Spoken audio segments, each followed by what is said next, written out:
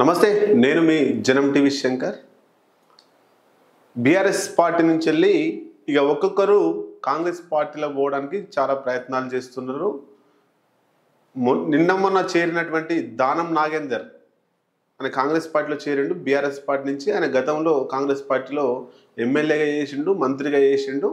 ఇప్పుడు బీఆర్ఎస్ పార్టీలో నుంచి కాంగ్రెస్కి వచ్చిండు. కాంగ్రెస్ పార్టీలో కూడా మళ్ళీ మంత్రి అయ్యే అవకాశాలు ఉన్నాయి. ఎందుకంటే గ్రేటర్ హైదరాబాద్ పరిధిలో ఎవరు కూడా కాంగ్రెస్ పార్టీ చెప్పుకోదగ్గటువంటి ఎమ్మెల్యేలు ఎవరు లేరు కాబట్టి ఈయన ఉన్నాడు. ఆ గ్రేటర్ హైదరాబాద్ను కాపాడుకోవడం కోసం దానం నాగేందర్కు మంత్రి పదవి ఇచ్చే అవకాశాలు కనబడుతున్నాయి.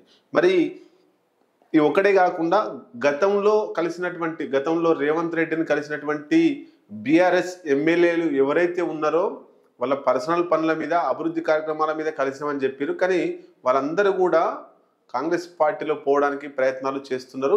ఇక పోతారు, ఈ ఎలక్షన్ల లోపు పోయే అవకాశం కనబడుతుంది. అయితే అప్పుడు తీసుకోవచ్చు కదా, అప్పుడు పోయింది కూడా కాంగ్రెస్లో చేరుతామనే పోయారు.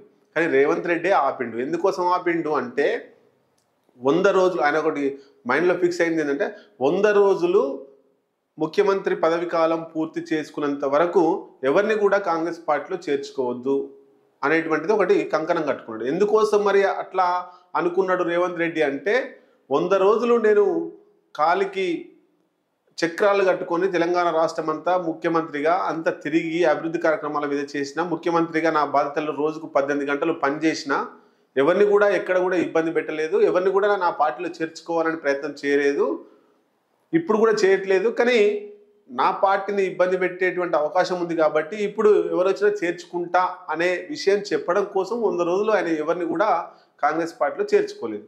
అయితే గతంలో రేవంత్ రెడ్డి దగ్గర పోయినటువంటి బీఆర్ఎస్ ఎమ్మెల్యే కూడా ఆయన ఆగుమని చెప్పిండు, మర్యాదపూర్వకంగా కలిసిండు, అభివృద్ధి కార్యక్రమాల మీదనే వచ్చినా అని చెప్పమని అందరికీ చెప్పిండు.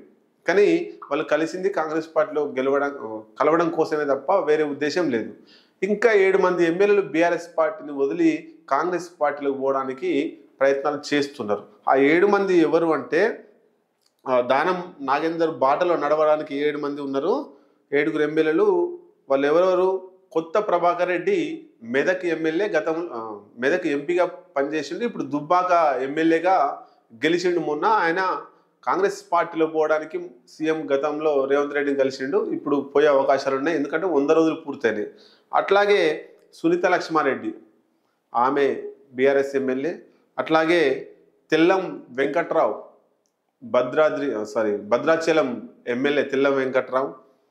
అట్లాగే ప్రకాష్ గౌడ్, అట్లాగే కాలే యాదయ్య, గూడెం మహిపాల్ రెడ్డి పటాన్చెరు ఎమ్మెల్యే, మాణిక్ రావు. ఈ 7 మంది కూడా త్వరలో కాంగ్రెస్ పార్టీలో చేరే అవకాశాలు కనబడుతూ ఉన్నాయి.